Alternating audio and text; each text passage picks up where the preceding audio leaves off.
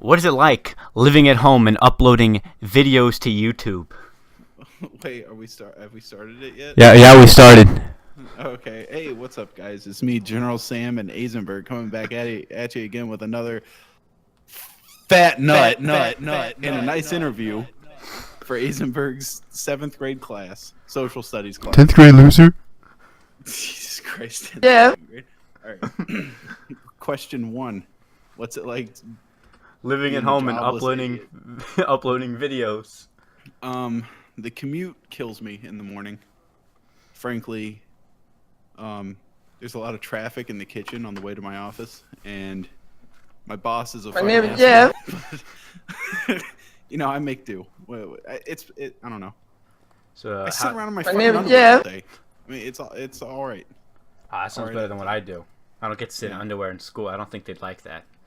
No. How well does YouTube treat you? In YouTube's eyes, unless you bring them in millions of dollars a year, they treat you like a mushroom. They keep you in the dark and they feed you shit. Jeff. They don't tell me anything. They just do. They don't care. Dang, I'm surprised you're cheated as well. That's how dark some of your classic videos are. Yeah, they have never told me anything before they do anything. That's why everyone's outraged. They're like the worst company in terms of like, I guess, what would that be, like public relations or whatever? I guess.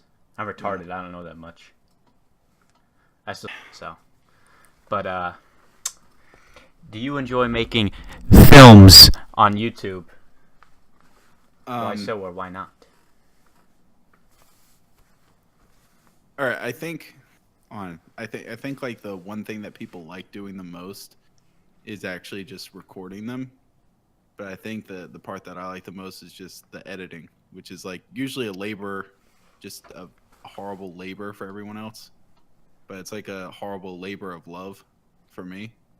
Well, you're really good at it. Your videos are quality, even when you're spamming them out. Yeah. Like My name is busting Jeff. up on them. No, they're still good. Like when Mormons beat their kids. It's Yeah, that kinda pretty labor- much. That kind of labor of love. You know? Yeah. similar strain. Let's see here. Next question here. Man, these are flying. Dear God. I'm sorry. You want me to get a little bit more in depth? I guess, you're like my... It'll be better. How long on average do you spend editing your videos, Mr. Sam? Oh, okay. No, okay. I'm gonna bring it since we're trying to burn time here, so you can get an A++. I'm gonna go through the ins and outs of YouTube film production. All right, YouTube. In the wild west world of YouTube filmography. Okay, so it can take anywhere from actually the shortest part is probably actually sitting down and recording the stupid My name is shit. Jeff. If you have like an idea of what you want, right? And then what really separates the boys from the men is the editing process. Because some people just sit there and start cutting away, like one of those special ed kids with the left-handed scissors. Yeah. And they just start cutting away, and then they make it a video, and then they upload it.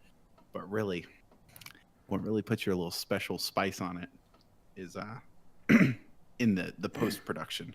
That's what makes a good video. But you also have to have in the back of your mind that this thing's not even going to be relevant in a month. So don't break your back Well, at least editing on it for a week and a half. And not once have you put something too bad on your videos. Like, if you had put, like, one of those, do you know the way? I would have unsubbed. I would have... That would have been an unsub right there. That's another thing is...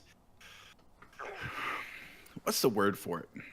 There's a way of, like, getting popular on YouTube. Or in anything, for that matter. It doesn't matter, like, what media you're going for. You really have to kind of... In order to make it big, you have to kind of pander to the average, the most accessible humor, the most accessible anything. Like, look at The Walking Dead. It looks like a 5-year-old wrote that show. There's absolutely no thinking. It's like, hey, we have these guns that never run out of ammo until zombies get up close. That's basically the entire show. That's as deep as it gets. And that's why everyone... My name is Jeff. If it was something complex, it wouldn't be a big hit. Like all the shows, look at everything that wins an award is never a huge box office success. What was everyone go see at the movie theater? They go and see those stupid superhero I was movies. about to say Marvel movies. Yeah, because they want to see dudes in spandex Yeah, you know. and Scarlett Johansson running around in Aaliyah. You sick. My name is Jeff. What's wrong? Oh. All right. Point is that you know, I feel like I don't want to say a sellout, but I don't know. I don't want to sit there and make a bunch of "Do you know the way" videos Please don't. because it's like the same thing when your favorite musician starts making dubstep remixes to all their songs in like 2010. It's Or, just like, what are you doing? PewDiePie's daily content. Yeah, or like when Taylor Swift was like, "Hey, let's get Kendrick Lamar on all my songs." My name is Jeff. All right. Yeah. Next question. Tell me about the possible struggles or downsides of being a full-time film creator. Income is based entirely on what an advertisement sells for on YouTube. So right now, my YouTube channel is doing pretty good view-wise. Like my views are more this month than they were the previous month. But because it's January and nobody's spending money on advertisements, the value of each view is going down. And so I'm getting less money for more views, if that makes sense. And so really it's not a direct, like, you don't get direct profit based on your input like you would say as a mechanic. If you're a mechanic, if you work My your name ass is off, you get Jeff. a lot of money, right? Well, with YouTube, it's like sometimes the views just aren't worth anything because ad space is not worth anything. YouTube's like For a giant, example, if set I of got the RNG. current amount of views, like I get 3 million views per 28 days right now. If I got 3 million views per 28 days back in 1998, when ad space was worth Yeah. $1 million for one stupid pixel, then I would be rolling in cash. I would be making like $50,000 a month. Why did you have a Jewish persona? All right, so the all right. I had a Jewish persona because it wasn't originally supposed to be a persona. What it is my dad's whole family is Jewish, right? And everyone in my dad's family is like classical New York Jew, and they're Yeah. fucking hilarious, always whining about stuff. And I emulate that kind of, I guess, personality a lot whenever I'm trying to piss off my dad. And I just think it's a funny archetype. And not only that, but when someone that is considered a minority, but then I realized it's like a what's that? What's the phrase here? There is an expectation of behavior. And for example, me and my brother are totally opposite. My brother was absolute horrible child, and he used to do a bunch of bad stuff all the time. He wrecked my mom's brand new car, and my mom got home and like saw her car was just in pieces, and she just goes like, "God, My name is Jeff. Zach.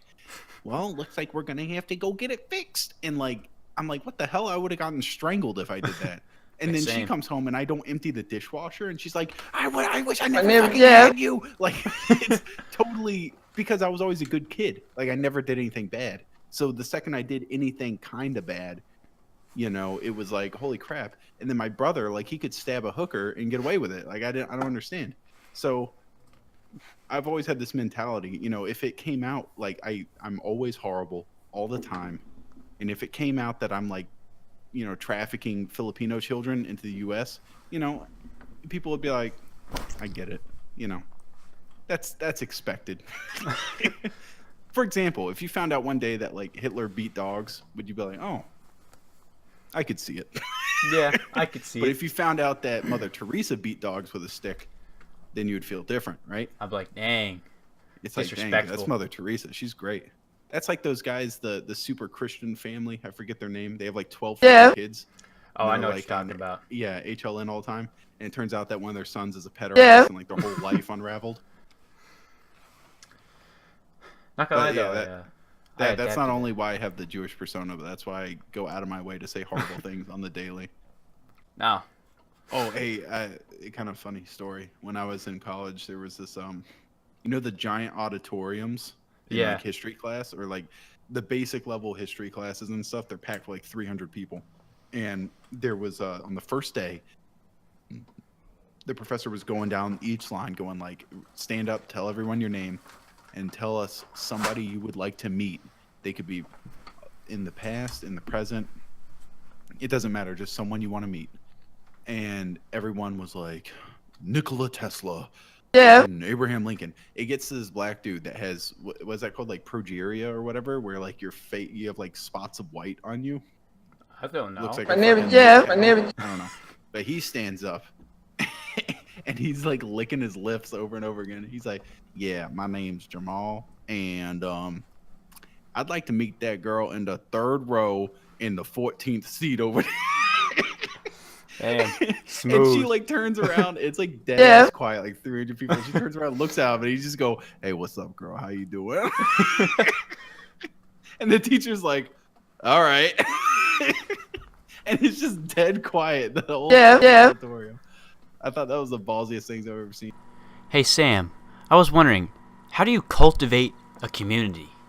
That's an excellent question, Eisenberg. I'm really glad you asked this one. I've No problem. been dying to answer this for a long time. It seems that a lot of people don't understand how to properly bring together a community of people. And I think first and foremost, you have to not be so strict.